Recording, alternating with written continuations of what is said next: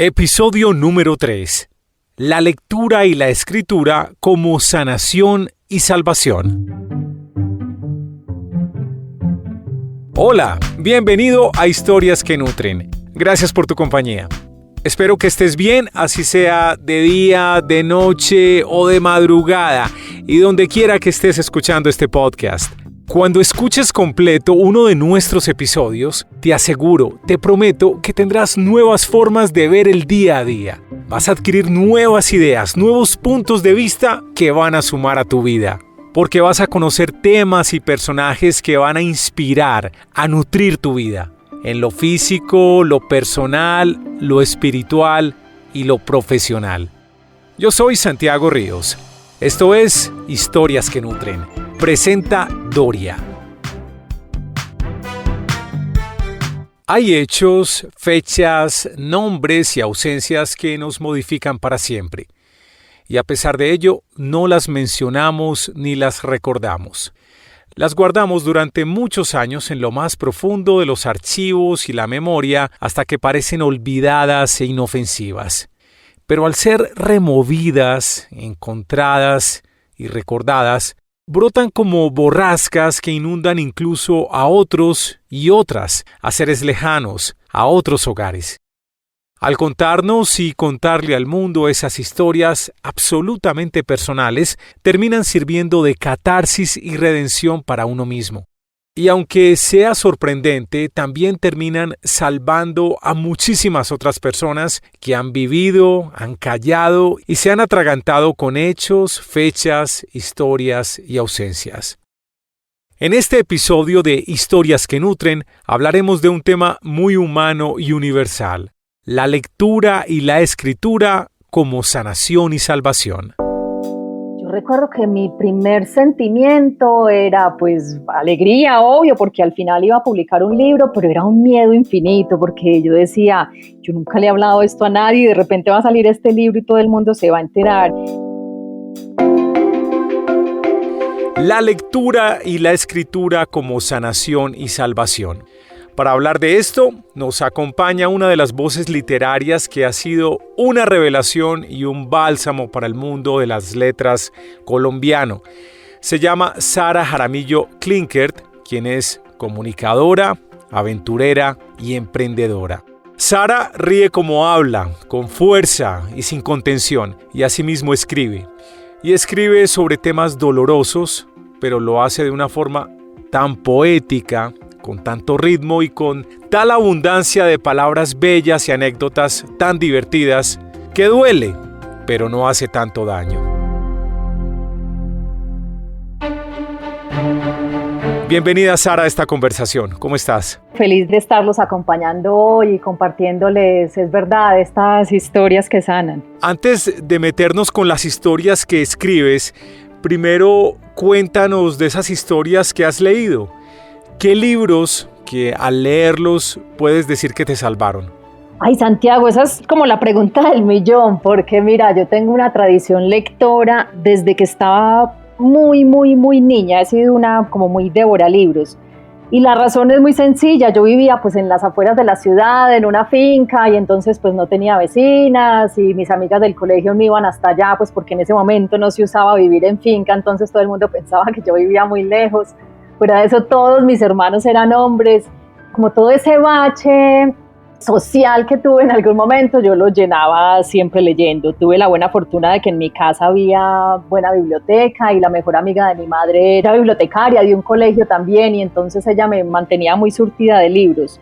¿Qué leía yo en ese entonces? En ese entonces pues me la pasaba leyendo pues todas esas colecciones infantiles que publicaban Barco de Vapor y Ciruela. Enid Blyton pues me la devoré de cabo a rabo, Agatha Christie me la devoré de cabo a rabo, Chesterton y Stevenson fueron autores supremamente importantes en mi niñez y en mi adolescencia. Y sí, como te decía, a mí la literatura ha sido muy importante a lo largo de toda mi vida y creo además que ha sido determinante hoy en día en mi formación como escritora. No creo que pudiese escribir de la forma como escribo si no hubiese tenido como ese trasfondo. Y en ese momento, cuando eras tan buena lectora, bueno, todavía lo eres obviamente, en ese momento de niña, ¿soñabas o intuías que algún día te ibas a convertir en escritora, que ibas a poder crear tus propias historias. Sí lo soñaba, pero mira, un poco como sueña uno mucho durante la niñez, pues como suena un niño cuando dice que quiere ser astronauta, que medio en el fondo sabe que a lo mejor no va a pasar de ese sueño. Yo sí lo pensaba así. Pues después de haber tenido tantos libros en mis manos, pues llegué a preguntarme, pues es que esto los tiene que escribir alguien, uno qué tiene que hacer para poder escribirlos. Y claro que lo soñaba desde ese momento y escribía mis historias. Yo he sido como buena escritora de historiecitas desde muy chiquita, fui de llevar diario durante muchísimos años que al final pues los terminé quemando algún día muerta de susto de que mis hermanos lo encontraran, cosa de la que me arrepiento enormemente porque hoy en día no hay nada que me hubiera gustado más que como que navegar esas páginas y reencontrarme con esa Sara de hace tantos años. Entonces sí, ese era como un sueño pendiente. Incluso mira, pues yo soy comunicadora social y mi acercamiento a esa carrera, Santiago, fue básicamente porque yo cuando estaba en edad de elegir la carrera tenía muy claro que quería algo como que me llevara a escribir. Y esa fue como la más cercana que encontré y esa fue una razón absolutamente determinante para la elección de la carrera universitaria, el hecho de poder escribir. Entonces mira, fíjate que sí lo tenía súper claro. No lo veía muy posible, pero sí era un deseo muy anhelado.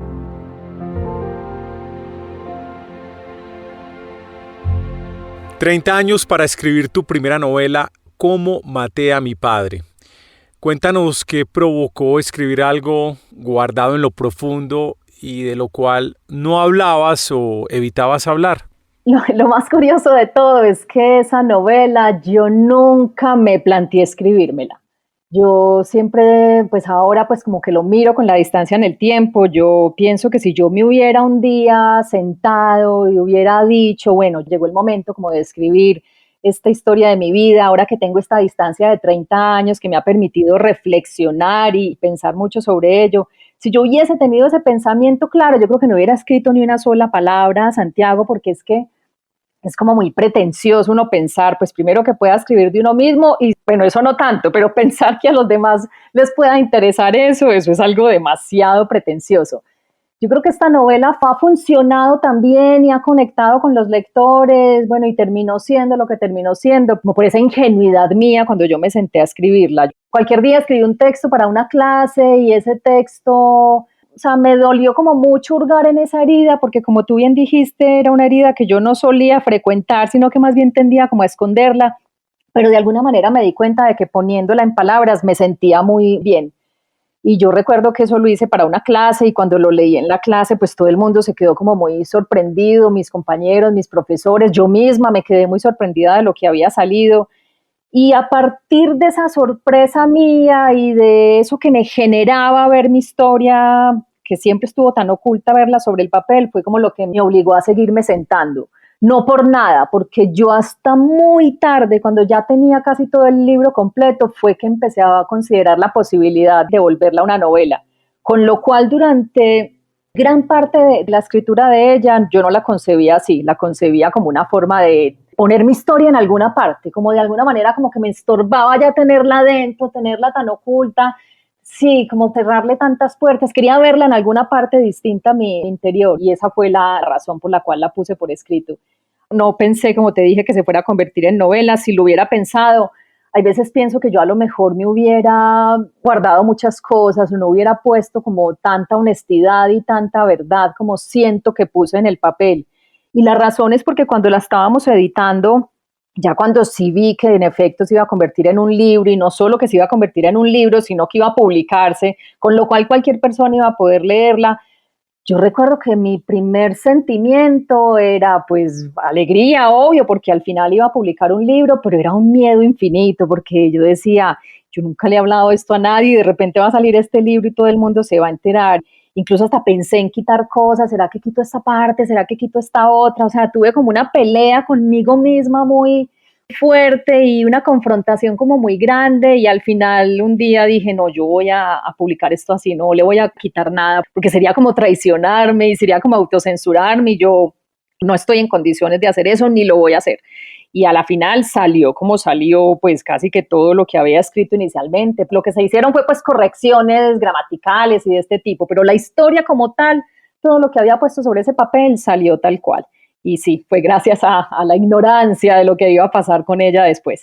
Y en medio de algo tan doloroso e íntimo, también estaba tu familia. Uh-huh. ¿Hubo desacuerdos o permisos, lágrimas o hubo sesiones de lectura de los protagonistas de tu historia antes de publicarla o la leyeron como el resto de los lectores después de haber publicado Cómo maté a mi padre?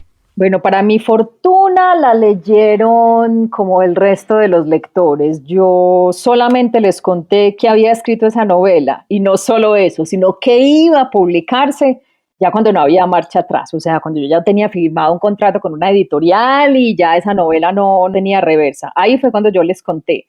La primera reacción de ellos fue lo mismo, se pusieron contentos por mí, pues porque sabían que mi sueño más anhelado era escribir, pero también sentían como un poco de temor de sentirse reflejados. Sin embargo, yo lo miro hoy como un voto de confianza muy grande hacia mi trabajo y hacia mi manera de escribir, porque en realidad ninguno me dijo, no, si allí está mi nombre consignado, yo quiero leer pues, lo que usted escribió de mí antes de publicarlo, porque sí que es verdad que todos salen con nombres propios. Sin embargo, ninguno me hizo esa exigencia y yo a ninguno le mostré absolutamente nada. Ellos fueron al lanzamiento de la novela como cualquier otra persona y leyeron el libro a la par con los lectores normales. Pero fue algo muy bonito, Santiago, fue algo muy bonito como encontrarse en esas palabras, en esa historia, que está claro que está contada desde mi punto de vista, porque luego de que la leyeron hemos hablado mucho sobre ella. Y sí que hay partes donde mis hermanos, por ejemplo, me dicen, mire, usted escribió ahí tal cosa, pero yo me acuerdo de otra, ¿usted por qué contó esto? Si yo me acuerdo que era en otra parte. Entonces, mira, finalmente una historia es un punto de vista, ¿sabes?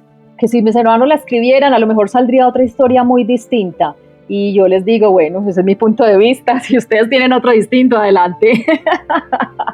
Entonces sí, fue muy bonito, también hubo lágrimas, como tú dices, y pues para todos fue como muy impactante ver sobre el papel eso que había ocurrido hace tantos años y sobre todo ver cómo nos había marcado, porque mucha gente piensa que la historia versa sobre el asesinato de mi padre y la historia no es sobre eso, la historia es sobre lo que pasa después del asesinato de mi padre, es decir, es la historia de una familia.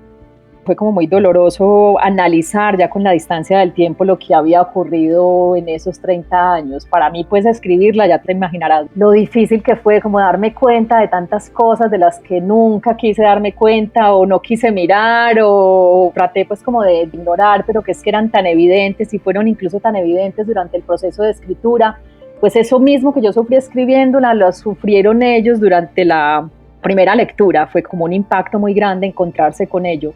Pero hoy en día yo creo que para todos fue muy bonito y fue incluso como muy catártico, como que superada esa fase de esa primera lectura tan difícil y tan dolorosa, ya hoy en día nos acercamos a ella de otra manera y la leemos como desde otro punto distinto a la tragedia y al dolor, incluso gozamos con todas las cosas lindas y emocionantes que me ha traído la novela. Entonces, mira, hemos pasado como por todos los sentimientos y te digo que ha sido absolutamente precioso, pues que lo literario, eso tan anhelado y tan soñado por mí, me esté dando hoy en día estas alegrías, ha sido algo precioso.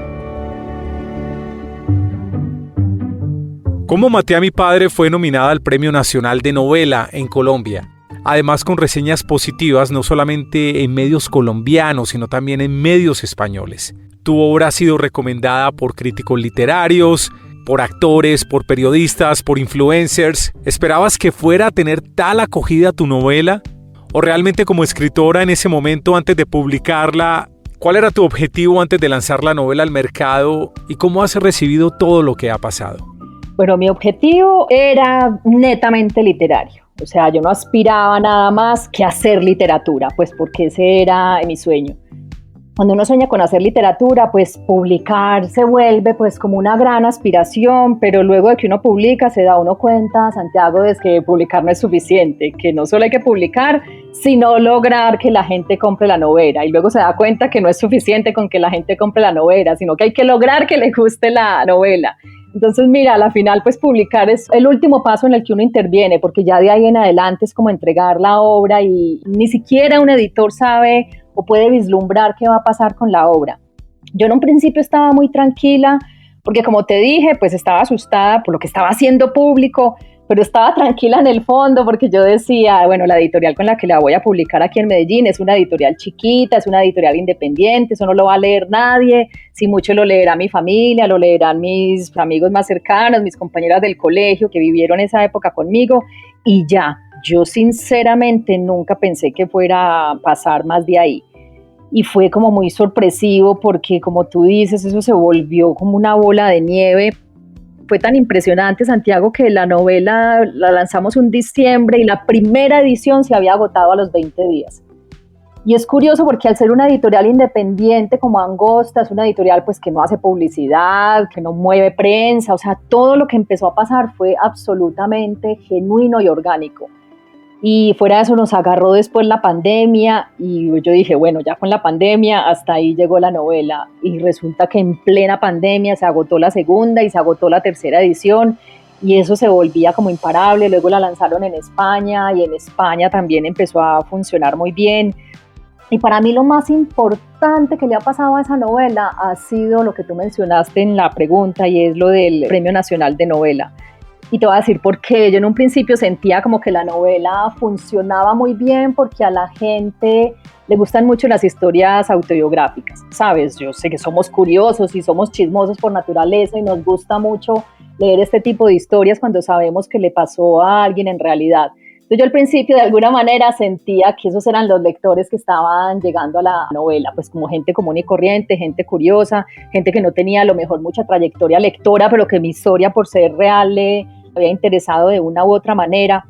Y a mí eso me ponía feliz, pues porque tenía lectores, pero en el fondo yo decía, yo literariamente trabajé mucho para que fuera una novela pues con calidad literaria, porque como yo soy buena lectora, valoro mucho las novelas bien escritas y le había puesto a esta un empeño impresionante en que cada capítulo estuviera cerrado, en que el lenguaje fuera expresado de la mejor manera posible.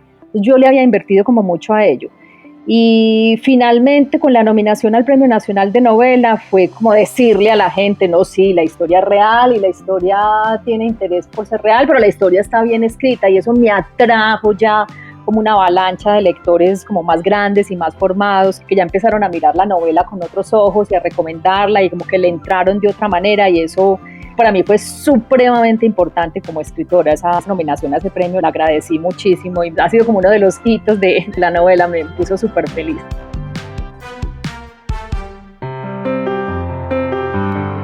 Hay muchas personas que no han pasado lo que tú y tu familia han pasado con la muerte de tu padre, que les gustó la novela, se conectaron con ella, la recomiendan en redes sociales, pero me imagino que sabes de muchas personas que se relacionaron de manera directa con tu historia.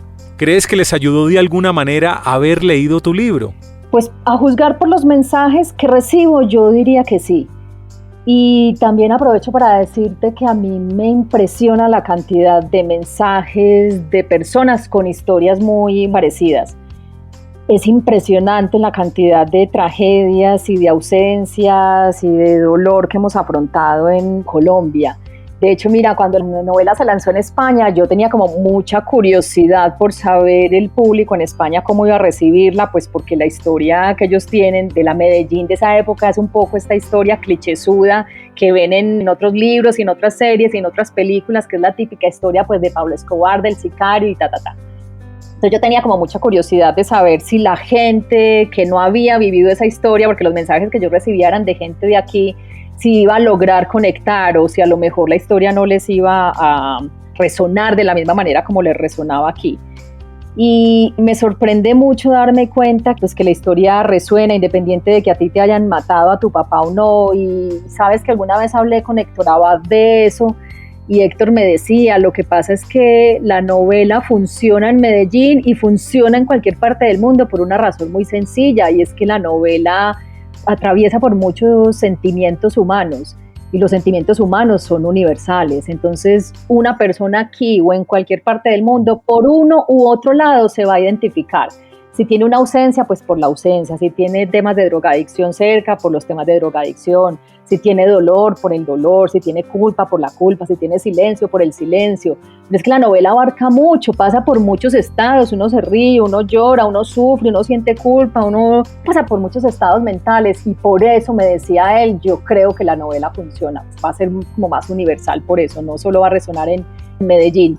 Y sí, así es como ha sido. Yo hoy en día, ya te digo, yo recibo mensajes a la par de aquí, de gente de España, y bueno, pues ya como la publicó Penguin Random House, pues está en muchos otros países y me escribe muchísima gente y bueno, eso me alegra mucho y comprueba lo que él dice, lo de los sentimientos humanos. Al final es lo más universal del mundo, finalmente todos somos humanos y sentimos lo mismo, cosas muy parecidas frente a determinadas circunstancias. Entonces de ahí como la empatía y la identificación. Sara, te hago 2 preguntas que podrían estar relacionadas. ¿Qué tan importante es saber, contar, escuchar historias como la tuya, así duela? ¿Y sirven la escritura y la lectura para hacer exorcismo de los dolores del alma, de los dolores del corazón? Sí, mira, la primera, a mí me parece muy importante estas historias, Santiago, pues porque es que eso somos, eso es lo que nos define. Yo particularmente, como lectora, ese es el tipo de historias que busco. A mí me gustan historias como muy humanas, con sentimientos muy humanos. Yo no soy muy de lectura de novela histórica, no soy muy de ciencia ficción. A mí me gusta más como las cosas del alma y las cosas de los sentimientos. Entonces, yo creo que es importante, Santiago, por lo que te digo, porque en los sentimientos es donde todos nos encontramos. Es el único lugar en donde todos los humanos nos podemos encontrar. Y para la gente que no escribe, sobre todo es como el mensaje más recurrente que recibo y es este agradecimiento por ponerle palabras a algo que yo también he sentido y no, pues no soy escritora, entonces no he sido capaz de ponérselas. Eso es como lo que la gente más me escribe. Entonces, claro, yo sí, pues después de lo que ha pasado y de los mensajes que recibo, sí soy una convencida de que sí funciona. Y esto se enlaza un poco con la segunda pregunta que me haces, que así como a mí me sirvió como exorcismo o como catarsis para escribirla, sí siento que los lectores también, sobre todo si tienen como dramas parecidos, les funciona también como catarsis. Y la razón es muy sencilla, Santiago, yo a lo mejor no hablaba de esta historia antes porque yo durante muchos años, yo durante toda mi adolescencia creí que era la única en el mundo que sentía esa ausencia y ese dolor y eso pues como tan innombrable que sentía en ese momento. Y yo siento que a los lectores les pasa lo mismo y de repente les cae este libro en las manos y se dan cuenta de algo que yo me di cuenta cuando lo escribí y es que no estoy solo, esto le ha pasado a mucha gente, estos sentimientos los hemos sentido a lo largo de 1.000 millones de años los seres humanos y entonces sí, yo creo que se sienten un poco menos solos y creo que la lectura nos sirve para encontrarnos y para acompañarnos también. Bueno, voy a plantear una hipótesis extraña a ver cómo la resuelves, cómo te suena. Si tu padre estuviera vivo en este momento, ¿cuáles serían las 2 líneas, el párrafo o el capítulo de tu novela que le leerías? Ay, no, Santi, es que esta pregunta me la viste haber planteado antes para buscarlos. Lo que te acuerdes. Yo creo que le compartiría. Uno de los capítulos que a mí más me gusta es el de La casa de nadie. Uh-huh. Es uno de los capítulos que respecto a los cuales la gente me escribe mucho porque yo en el fondo siento que todos tenemos una casa de nadie. Todos finalmente nos criamos en un sitio, de una u otra manera en algún momento tuvimos que abandonarlo o irnos o nos fuimos de casa o nos casamos o nos fuimos del país. Pero esa casa donde uno creció queda en el imaginario de una manera supremamente potente. Y por eso ese capítulo como que resuena tanto en la gente, por lo que te decía ahora, todos tenemos una casa de nadie. Y esa casa fue como muy importante para nosotros, pues porque fue el último lugar que habitamos junto a él y fueron como los momentos más felices, como esa vida idílica de la infancia, en ese sitio que era pues absolutamente natural, lleno de animales, lleno de plantas, con la quebrada y además pues él era un hombre a la par con mi mamá que eran como muy amantes de la naturaleza. Entonces ese capítulo se lo dedicaría entero. Como que sufrí escribiéndolo por el hecho de que él no estaba, ¿sabes? Y no se había dado cuenta de lo que había pasado con esa casa en la que fuimos tan felices. De hecho, nos hubiéramos quedado en esa casa a lo mejor si él no hubiera faltado, pero bueno, ese es el capítulo que le compartiría.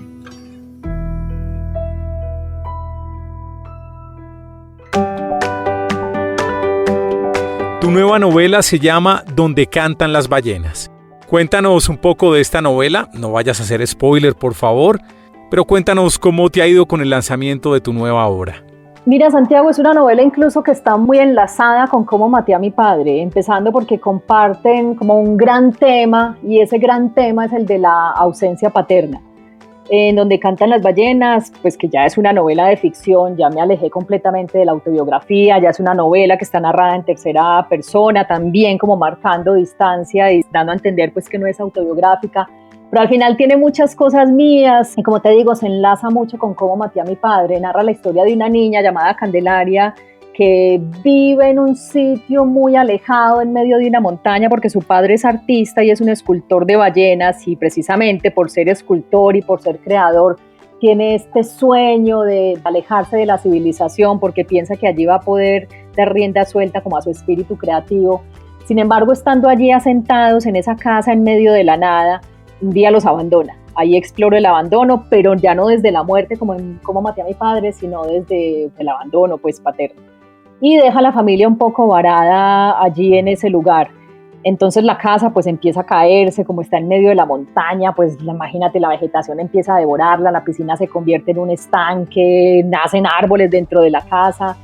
Y la niña que vive en esa casa, Candelaria, se da cuenta de que la tiene que sostener de alguna manera y entonces decide empezar a recibir inquilinos, como una manera de recibir un dinero extra para sostener la casa.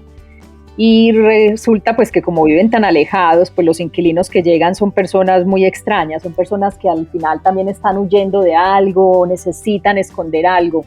Entonces ella empieza a relacionarse con estos seres extraños, pero en el trasfondo de su alma ella lo que necesita es convencerlos de que alguno la acompañe a buscar a su padre, porque ella sí quiere salir a preguntarle, a hacerle esas preguntas sobre la ausencia. Entonces, bueno, narra un poco lo que pasa, esa dinámica que se forma en esa casa, en ese sitio tan raro y con esos personajes tan raros y con una niña que vemos crecer a lo largo de la novela, incluso volverse un poco manipuladora y mentirosa para lograr que ellos la acompañen en su cometido de búsqueda. Bueno, Sara, ya, tampoco, pues, no nos dañes la historia, vamos a leer el libro, por favor.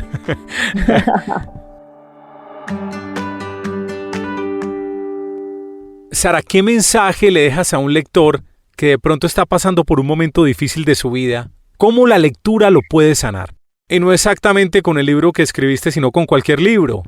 ¿Cómo puede la lectura ayudar a un ser humano a superar un dolor? Ay, Santiago, pues mira, por mi propia experiencia, así como te decía que cuando niña era buena lectora porque vivía muy lejos, luego del asesinato de mi papá, ahí en ese momento sí que se incrementó como mi pulsión lectora, y es precisamente por eso que tú dices, porque de repente sentía que los libros eran como un lugar seguro, un lugar donde me sentía tranquila, un lugar donde despejaba la mente, un lugar donde podía pensar en otras cosas, en otras historias, y era como un escape de la realidad. Yo sí soy una convencida de que cuando la realidad es muy agobiante, cualquier libro sirve, ¿sabes?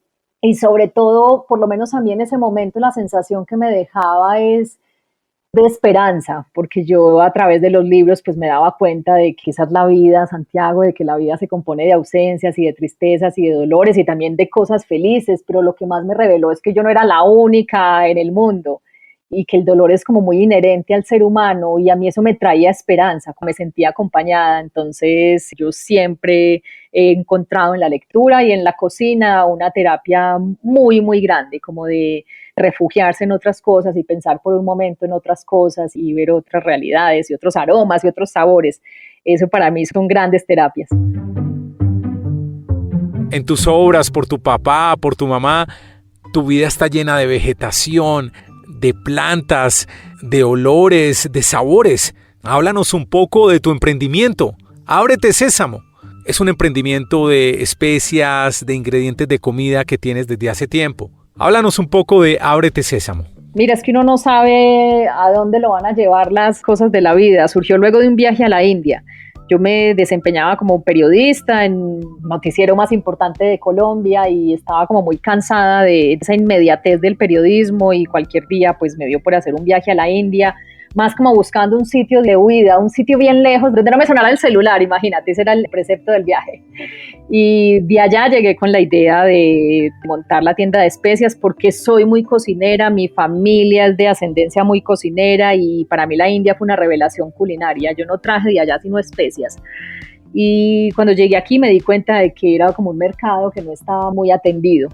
Yo me soñaba mi tiendita de especias igual a como las que había visto en la India y contra todos los pronósticos y contra todos mis amigos que me auguraban un fracaso rotundo, la tienda va a cumplir ya 10 años.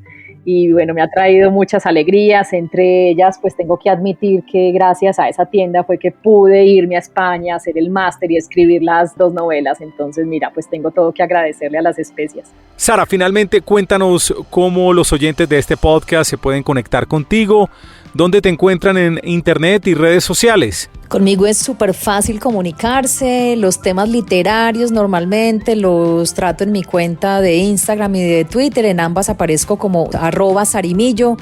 Y si lo que quieren es ver recetas de cocina y productos exóticos para cocinar y especias, pues Ábrete Sésamo tiene también cuenta en Instagram, es @abretesésamo, y la página web que sí les recomiendo que se den una navegada porque ahí tengo todo el matute, es www.abretesesamo.co.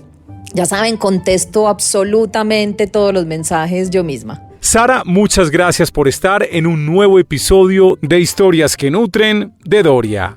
No, gracias a ustedes por la invitación y bueno, hasta la próxima. Es Sara Jaramillo Klinkert, autora del libro Cómo maté a mi padre, hablando de la lectura y la escritura como sanación y salvación. En la preproducción de este episodio estuvo Juan David Escobar. En la producción y montaje, Luis Carlos Serna. Cuando escuches completo uno de nuestros episodios, tendrás nuevas formas de ver el día a día. Vas a adquirir nuevas ideas y perspectivas para ver el mundo, porque va a nutrir tu vida en lo físico, en lo personal, lo espiritual y lo profesional.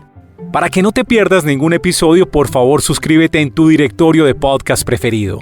En Apple, en Spotify, en Spreaker, en Deezer o en Google Podcast. También puedes ayudar a nutrir la vida de otros si compartes este podcast con tus amigos, con tus familiares, con tus compañeros de trabajo. Yo soy Santiago Ríos y los espero muy pronto en otra entrega de Historias que Nutren. Presentó Doria.